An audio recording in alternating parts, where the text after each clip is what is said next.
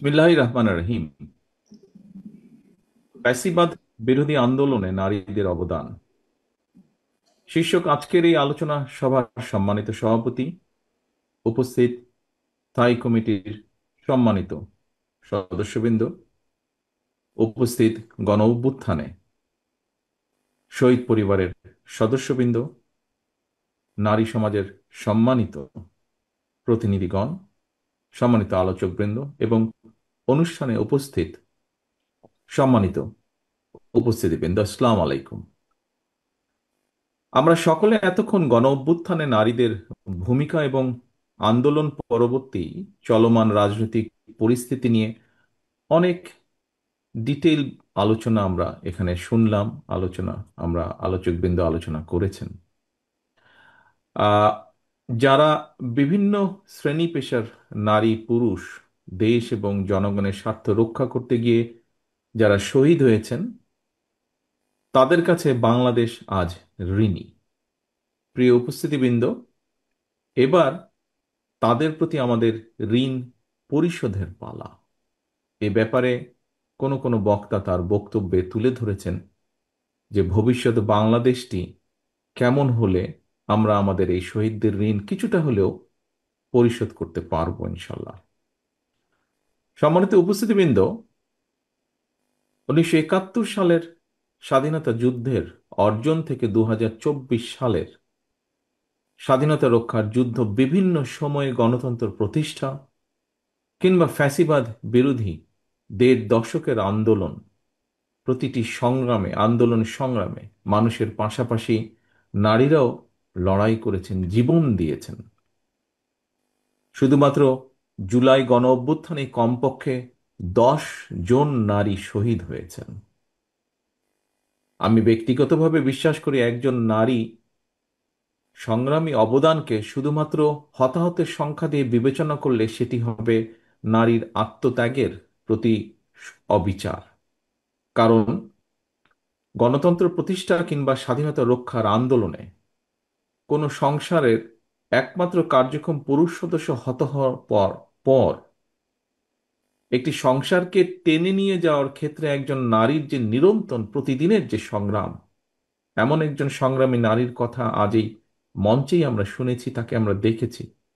এটি কিন্তু একজন নারীর জন্য অত্যন্ত কঠিন একটি লড়াই, জীবনের প্রতিটি বাঁকে।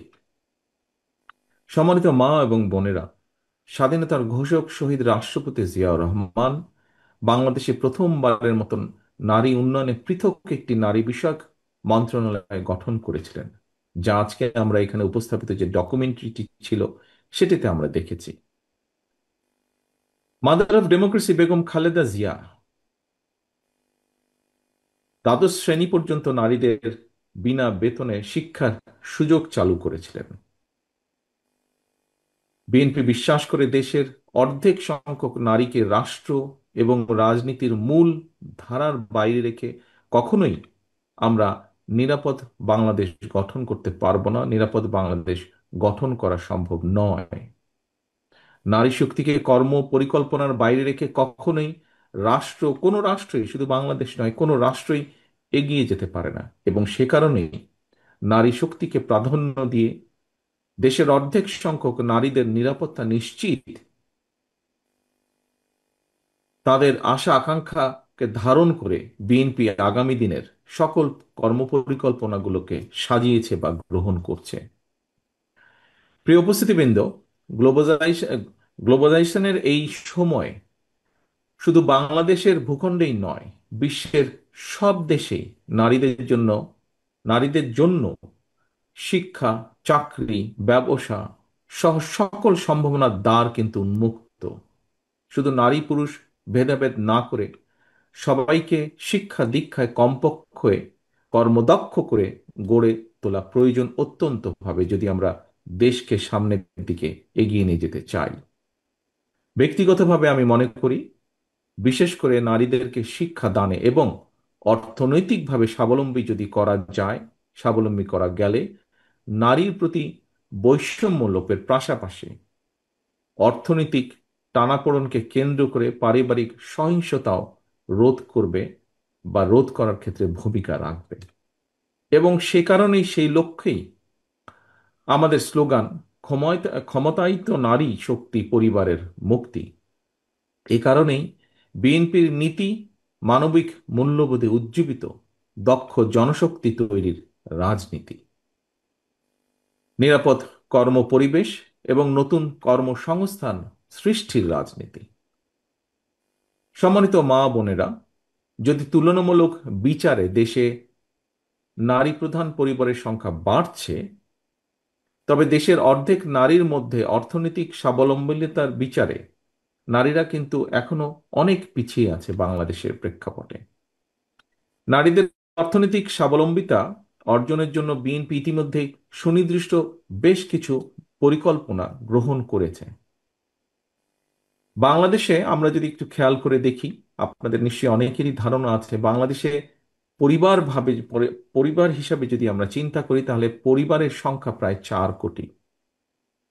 এর মধ্যে অর্থনৈতিকভাবে পিছিয়ে থাকা পরিবারগুলোর মধ্যে থেকে আমরা যেটা পরিকল্পনা করছি, যেটি আমরা প্ল্যান করছি সামনের দিনগুলোতে আমরা দের সুযোগ আসলে ইমপ্লিমেন্ট করা, যে প্রথম পর্যায়ে পরিবারগুলো যে আছে, এ থেকে প্রথম পর্যায়ে কমপক্ষে 50 লক্ষ প্রান্তিক পর্যায়ের যে পরিবার, তাদের কাছে আমরা ফ্যামিলি কার্ড চালুর পরিকল্পনা আমাদের রয়েছে।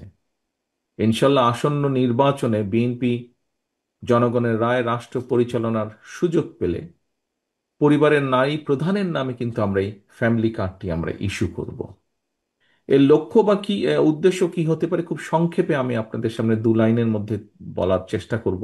সেটি হচ্ছে, প্রান্তিক পরিবারগুলোকে প্রতি মাসে রাষ্ট্রীয়ভাবে আর্থিক অথবা প্রয়োজনীয় খাদ্য সহায়তা প্রদান করা হবে।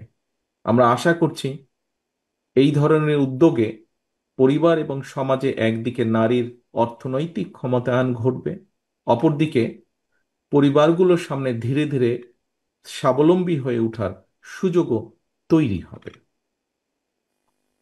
প্রিয় মা ও বোনেরা, বিগত 1.5 দশকেরও বেশি সময় ধরে ফ্যাসিবাদ বিরোধী আন্দোলনের সময় অনেক মা তার প্রিয় সন্তান হারিয়েছেন। আমার মাও তার এক সন্তানকে হারিয়েছেন আপনাদেরই মতন।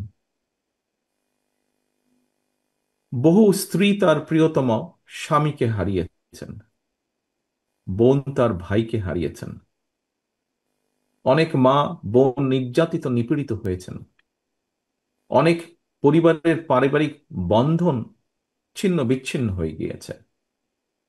হাজারো শহীদ আর স্বজন হারানোর অসংখ্য মা বোনের আর্তনাদে শেষ পর্যন্ত ফ্যাসিবাদ অবসানের পর আমাদের সবার সামনে শিশু, নারী, পুরুষ, ধর্ম, বর্ণ নির্বিশেষে একটি মানবিক বাংলাদেশ গঠনের সুযোগ সামনে এসেছে, যা আজ এই মঞ্চেও বিভিন্ন বক্তা তুলে ধরেছেন। প্রিয় উপস্থিতিবৃন্দ, সম্মানিত মা বোনেরা, নারী সমাজের সম্মানিত সদস্যবৃন্দ, এই যে যেই সুযোগটি এসছে আমাদের সামনে, এই সুযোগকে কাজে লাগিয়ে শহীদদের কাঙ্ক্ষিত বাংলাদেশ গঠনের জন্য আমি দৃঢ়ভাবে বিশ্বাস করি আগামী দিন নারীদের ভূমিকা অত্যন্ত গুরুত্বপূর্ণ।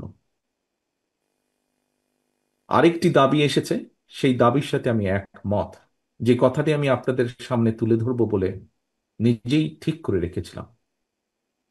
একজন মায়ের চোখে যেমন বাংলাদেশ হওয়া দরকার, তেমন একটি বাংলাদেশ প্রতিষ্ঠা করতে চাইলে, সম্মানিত উপস্থিতিবৃন্দ, আগামী জাতীয় নির্বাচন দেশের প্রতিটি নাগরিকের জন্য অত্যন্ত গুরুত্বপূর্ণ। দেশে যাতে আর কোনোভাবেই আর কোনোদিন ফ্যাসিবাদ, উগ্রবাদ, চরমপন্থা মাথা চাড়া দিয়ে উঠতে না পারে, এই ব্যাপারে বিশেষ করে নারী সমাজকে অত্যন্ত সতর্ক এবং সজাগ থাকতে হবে। এবং সতর্ক এবং সজাগ থাকার জন্য আমি সমগ্র বাংলাদেশের মা বোনদেরকে আহ্বান জানাই।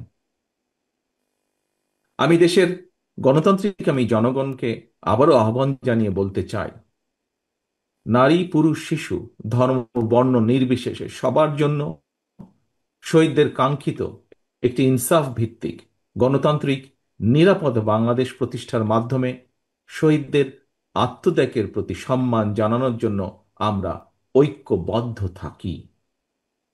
সবার জন্য একটি নিরাপদ, একটি গণতান্ত্রিক মানবিক বাংলাদেশ প্রতিষ্ঠার চলমান অভিযাত্রায় অতীতের মতো আগামী দিনেও আমরা আমাদের মা বোনদের সক্রিয় অংশগ্রহণ এবং সমর্থন আশা করি দৃঢ়ভাবে। পরিশেষে আমি আল্লাহর দরবারে সকল শহীদদের আত্মার মাগফিরাত কামনা করছি এবং আহতদের দ্রুত আরোগ্য কামনা করছি। অনুষ্ঠান আয়োজকদেরকে আন্তরিকভাবে জানাই ধন্যবাদ। শহীদ পরিবারের শোকাহত সদস্যদের প্রতি আবারও বিশেষ কৃতজ্ঞতা জানিয়ে আমার বক্তব্য এখানে শেষ করছি। আল্লাহ হাফেজ। বাংলাদেশ জিন্দাবাদ। বাংলাদেশ জাতীয়তাবাদী দল জিন্দাবাদ।